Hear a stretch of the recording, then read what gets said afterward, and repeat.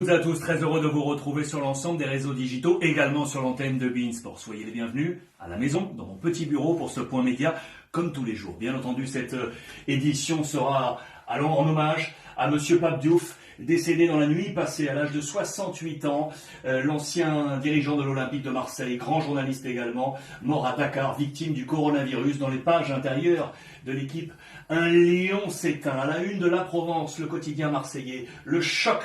Adieu Pape, avec ses visages qui ont balisé sa carrière. Marcel Desailly, bien entendu, ami, connu à l'âge de 18 ans pour Marseille, homme des transferts, Eric Guéretz, Didier Drogba et bien entendu Didier Deschamps. Il a été l'homme de la construction de l'Olympique de Marseille des années 2000 pour amener au titre de 2010 après 17 ans de disette. C'est notamment bien entendu grâce à lui, ce constructeur. Hommage à Pape Diouf aujourd'hui. Quel sera le football d'après, les amis? Le football post-pandémie, c'est dans les colonnes de tous les canards de la planète. On nous parle de révolution du football, on veut changer les méthodes, on veut changer également les montants des transferts avec des salary cap, des transferts capés également pour ne plus avoir de transferts à hauteur de 100, 150 millions d'euros avec le visage de Kylian Mbappé. Le meilleur exemple ces derniers temps de crise financière, c'est le FC Barcelone. Vous le savez, je vous ai parlé d'accords pour la baisse des monuments financiers, dans le même temps de divorce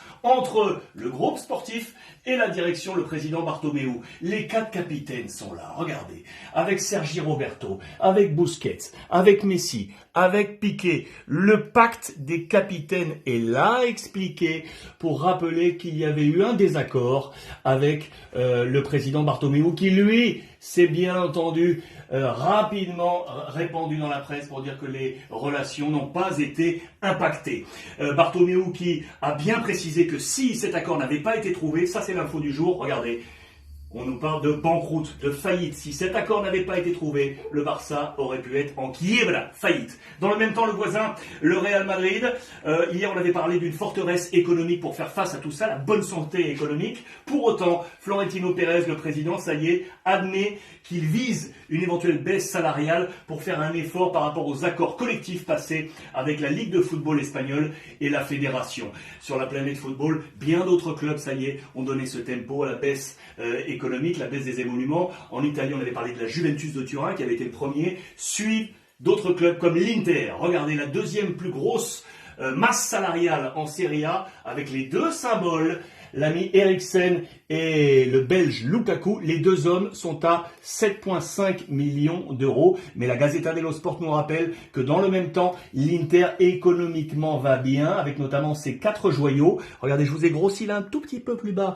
les quatre visages, avec Lautaro Martinez, De Vrij, Bastoni ou encore Esposito. À eux quatre, les amis, ils représentent une valeur de 200 millions d'euros, hors pandémie bien entendu, pour signifier la valeur de cet Inter. Que font les instances dans le même temps du côté de l'UEFA? Tout d'abord, avec Alexander Ceferin, on a convoqué aujourd'hui même les 55 fédérations pour avoir des solutions pour en terminer avec les championnats nationaux et les compétitions continentales. On cherche des solutions. Des solutions, lui, il en a. C'est Gianni Infantino, le président de la FIFA. Il est en train de préparer un plan Marshall.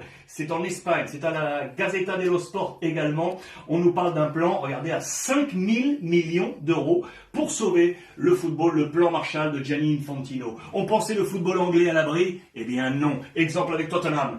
À la une de la presse britannique, le Daily Express ou le Sun, le visage de Daniel Levy, le patron qui a annoncé, ça y est, une baisse des émoluments des 550 salariés employés du club, sauf les joueurs, baisse de 20%, sauf que la tempête est là, car les comptes des exercices 2018-2019 ont été dévoilés publiquement au registre des entreprises ces derniers jours. Le salaire de Daniel Levy, 7 millions de livres, 9 millions de dollars. Ça fait un poil-tache sur le paysage de cette récession économique liée à la pandémie. Si on reparle football, on parle transfert. Du côté de l'AC Milan, à la une de la Gazzetta dello Sport. Bye bye Monsieur Ibra. Regardez là, la musica è finita. La musique est finie pour Zlatan Ibrahimovic qui devrait donc quitter cet été l'AC Milan. Regardez, le possible successeur, ce serait lui, Milik, l'attaquant du Napoli. Dans le même temps, on nous parle des nouveaux piliers de Milan. Je vous ai grossi les visages ici avec Romagnoli, Théo Hernandez, Benasser ou encore Raphaël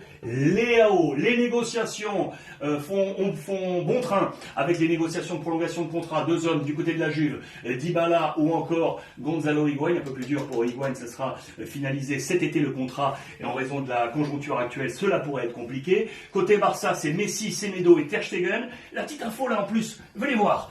Chelsea-Arsenal serait sur les rangs de Samuel Umtiti, le Français qui, lui, oui, devrait quitter le club catalan cet été, tout comme Coutinho, destination la Première Ligue. On nous dit que c'est Leicester maintenant qui se joint à la liste des prétendants. Côté Atlético, Diego Costa qui termine son contrat en 2021, Rome et le Napoli, deux clubs de Serie A intéressés. Côté Real Madrid, regardez la une du quotidien AS. Il y en a 12 en trop, monsieur Zizou. Le puzzle, les 37 joueurs sous contrat du Real Madrid, le groupe est à 25, il y a 12 joueurs prêtés. Ces 12 joueurs vont rentrer. Que va faire Zizou de ces 12 joueurs, avec notamment Odegaard, Achraf, Reguilón, Ceballos, Kubo, Lunin, Luka ou encore Odrio Sola. Ce qui est sûr, c'est qu'il y en a 12 en trop. Ce sera à voir pour Zinedine Zidane. Le Barça, le gros dossier, la grande décision, elle est là.